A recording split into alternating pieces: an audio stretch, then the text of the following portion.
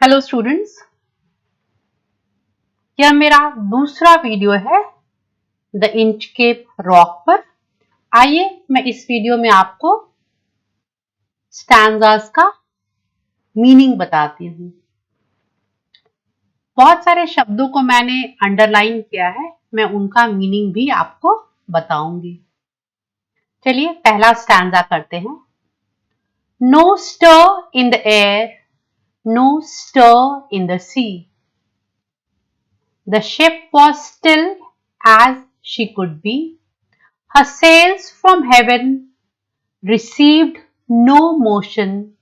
Her keel was steady in the ocean. Stir का अर्थ है हलचल और स्टिल का मतलब है बिल्कुल स्थिर रहना। कील का अर्थ है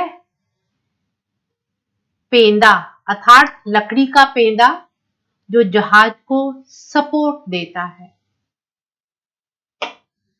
चलिए मैं आपको लाइन मीनिंग बताती हूँ।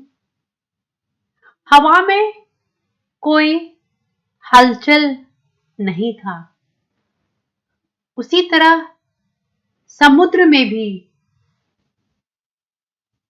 कोई हलचल नहीं हो रहा था। जहाज भी बिल्कुल स्थिर था। जहाज में जो पाल लगा है अर्थात जो सेल लगा है, कैनवस का बना हुआ जो सेल लगा हुआ है, वह भी बिल्कुल स्थिर था। जहाज किनारे पर लगा हुआ था, यहां तक कि कील भी बिल्कुल स्थिर था अर्थात लकड़ी का पेंदा जो जहाज को सपोर्ट देता है वह भी बिल्कुल स्थिर था। Without either sign or sound of the shock, the waves flowed over the Inchcape rock. So little they rose, so little they fell, they did not move the Inchcape bell. Shock का अर्थ है झटका, waves का माने लहरें।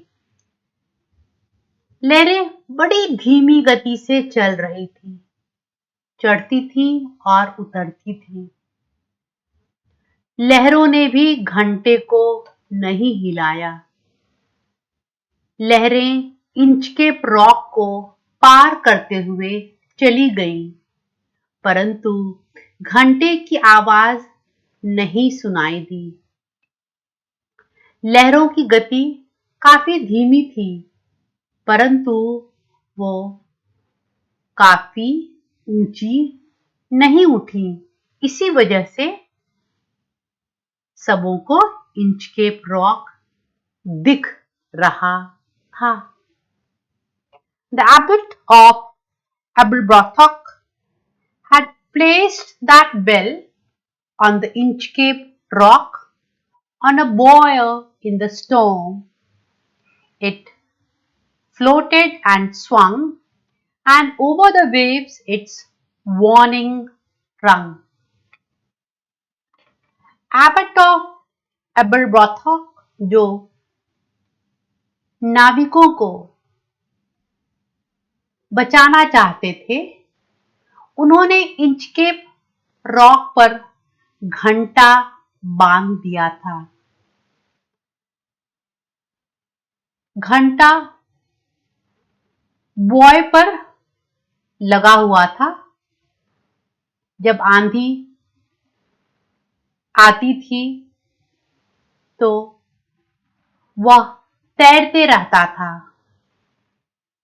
और घंटे की आवाज नाविकों को सुनाई देती थी। इंचकेप रॉक पानी के अंदर डूबा हुआ था और लोगों को खतरा का पता चल जाता था। क्योंकि घंटा बजते रहता था, इस वजह से लोगों को खतरा का पता चल जाता था। अब हम फोर्थ स्टैंजा करेंगे। When the rock was hid by the surge's swell, the mariners heard the warning bell, and then they knew the perilous rock and blessed the abbot of Aberbrothock.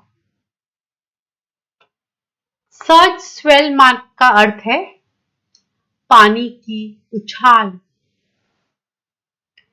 Perilous rock का मतलब है खतरनाक चट्टान।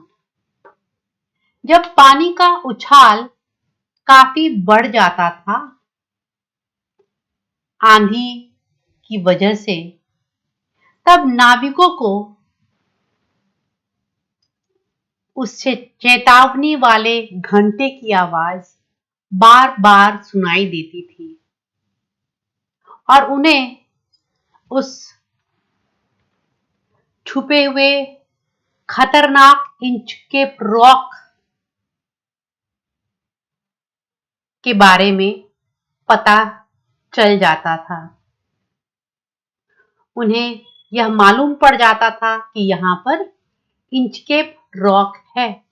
अतः नाविक लोग फिर से एबट ऑफ एबरब्रथॉक को आशीर्वाद देते थे, क्योंकि आज वो एबट ऑफ एबरब्रथॉक की वजह से ही उनकी जान बच गई थी। चलिए आपको मैं बता दूं, इस फोर्थ स्टैंजा में एक वर्ड है ब्लेस्ड। फोर्थ स्टैंजा के लास्ट लाइन में इन शब्दों को हम आर्केइक वर्ड्स कहते हैं। आर्केइक वर्ड्स वो शब्द हैं जो ओल्ड इंग्लिश से लिए जाते हैं। अब मैं फिफ्थ स्टैंजा स्टार्ट करती हूँ। The sun in the heaven was shining gay. All things were joyful on that day. The seabirds screamed as they wheeled round, and there was joyance in their sound.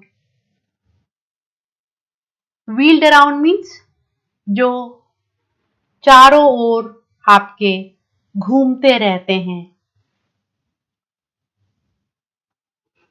सूर्य आसमान में चमक रहा था।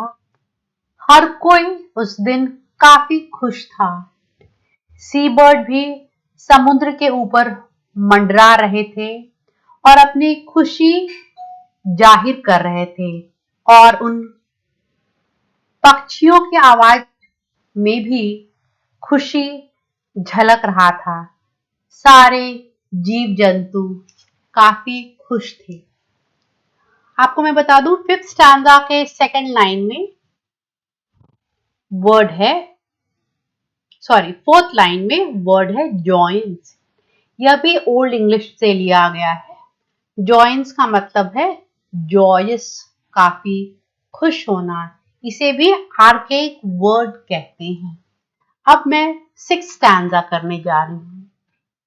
The boy of the Inchcape Bell was seen, a darker speck on the ocean green.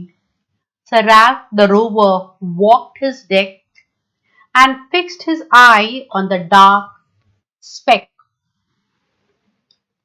मैं आपको पहले ही बता दूं, सिक्स स्टैंजा के लास्ट लाइन में वर्ड है स्पेक। स्पेक भी आर्केइक वर्ड है। दैट मीन्स ओल्ड इंग्लिश का शब्द है।